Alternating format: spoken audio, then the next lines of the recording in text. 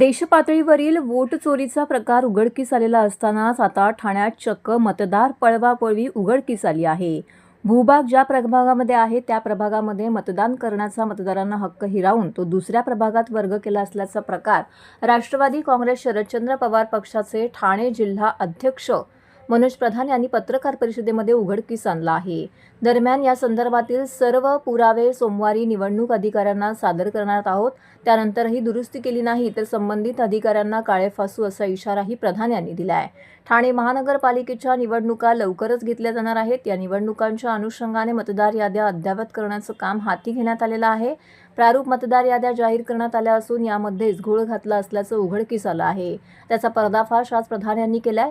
या पत्रकार परिषदेत शिवक कार्याध्यक्ष राजेश जाधव, मकसूद खान, जतीन कोठारे, दीपक क्षत्रिय, सचिन पंधारे उपस्थित होते। मनोज प्रधान यांनी 2 प्रभागातील मतदार चोरी पुराव्यासह उघडकीस आणलेली आहे। त्यांनी सांगितलं की राबोडी प्रभाग क्रमांक 10 मध्ये गेल्या अनेक निवडणुकीत समाविष्ट असलेल्या बापूजी नगर येथील मतदारांना प्रभाग क्रमांक 11 मध्ये वर्ग करण्यात आले आहे।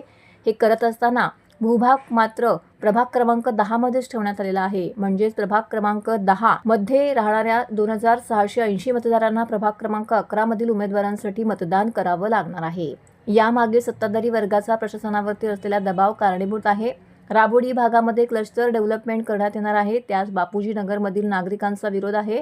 त्यामुळेच त्यांना प्रभाग क्रमांक 10 मधून प्रभाग क्रमांक 11 मध्ये हकलण्यात आलेला आहे, असा आरोप मनोज प्रधान यांनी केला आहे। तर जतीन कोठारे यांनी अनेक मतदारांचे फोटो आणि नावं गायब करण्यात आलेली आहेत, त्यामुळे बोगस मतदारांची शक्यता बळावली आहे, असं त्यांनी सांगितलंय। मतदार यादी जाहीर झाल्यानंतर आमचे कार्यकर्ते दर पॅनलमध्ये दर वॉर्डात सर्वे करायला सुरुवात केलेली आहे। पहिला जो सर्वे आमच्याकडे आला तो 10 नंबर पॅनलचा, जिथली 2600हून जास्ती मतं ही 10 नंबरचे असताना देखील 11 नंबरवर टाकण्यात आली। हे मॅनिप्युलेशन मुद्दामून झालंय का?